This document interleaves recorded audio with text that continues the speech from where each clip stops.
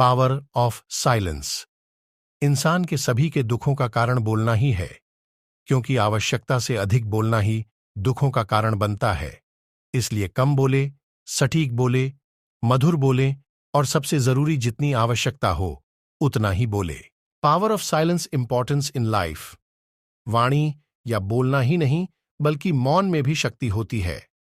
यही कारण है कि धर्मों में मौन को बहुत महत्व दिया गया है। वैज्ञानिकों द्वारा भी इस बात को माना गया है कि सेहत से मौन का गहरा संबंध है और इससे मानसिक शांति मिलती है। मौन से विचारों में एकाग्रता आती है और रचनात्मकता बढ़ती है। इसलिए जितने भी साधु संत या तपस्वी हुए, सबने मौन रहकर और ध्यान लगाकर ही संसार के गूढ़ ज्ञानों को प्राप्त किया। दुखों का कारण है बोलना। हमारे जीवन में एक नहीं बल्कि बहुत सारे दुखों का कारण बोलना ही है, क्योंकि हमारी समस्या यही है कि हम चुप नहीं रह सकते। हमेशा कुछ न कुछ बोलते ही रहते हैं और आपके बोलने के कारण ही आधे से ज्यादा दुख निर्मित होते हैं। परिवार में कलह क्लेश का कारण भी हमारा बोलना ही होता है। आप जितनी भूख उतना भोजन खाते हैं, जितनी जरूरत उतना कार्य करते हैं, लेकिन क्या आपने इस बारे में कभी सोचा है कि आप कितना बोलते हैं?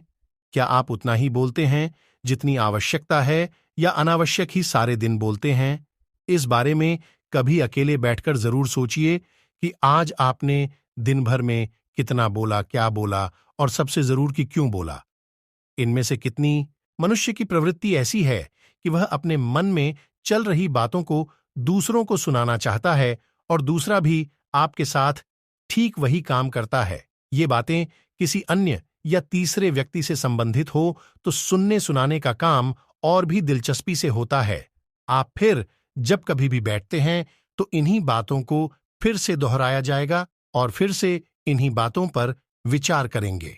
ये सुनने सुनाने का माहौल जीवन भर चलता रहता है और इस तरह से आप खो देते हैं अपना समय, अपना जीवन, अपनी सोच समझ और वो कीमती पल जिसमें जिया जा सकता है और जिसमें आनंद प्राप्त किया जा सकता है। इसलिए इस सुनने सुनाने के माहौल से बाहर निकलें। क्या है मौन की शक्ति? जब तक हम बाहर की ओर बोलते रहेंगे, हमारे भीतर अशांति रहेगी। जिस दिन हम मन से चुप हो जाएंगे, तो तब बाहर हमारे मुख से कुछ भी निकले, हम शांत ही रहेंगे। दुनिया में जितनी बुराइयां हैं, परिवार में क्लेश है, पति पत्नी में विवाद है, सब बोलने के कारण ही होते हैं। हम चुप रहना नहीं चाहते हैं, हमेशा सुना देना चाहते हैं।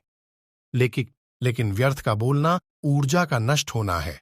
इसलिए जितने भी बुद्धत्व, साधु और संत हुए, वे एकांत की ओर गए, क्योंकि उन्हें अधिक बोलना न पड़े और अधिक सुनना न पड़े। महावीर ने 12 वर्ष और महात्मा बुद्ध ने 10 वर्ष मौन रहने के बाद ज्ञान प्राप्त किया। महर्षि रमण और चाणक्य भी मौन के उपासक थे। लेकिन आप इस संसार में रहकर भी एकांत रह सकते हैं।